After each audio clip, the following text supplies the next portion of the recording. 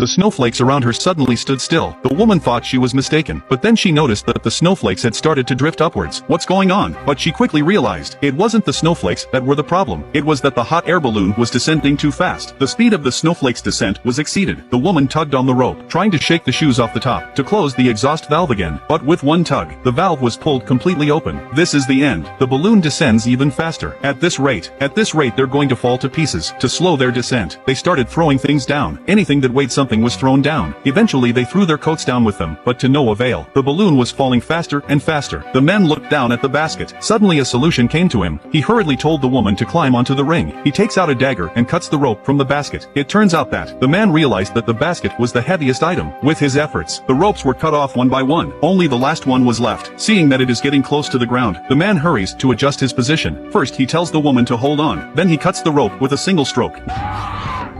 Although the hot air balloon is free from the basket, but the descent did not slow down much.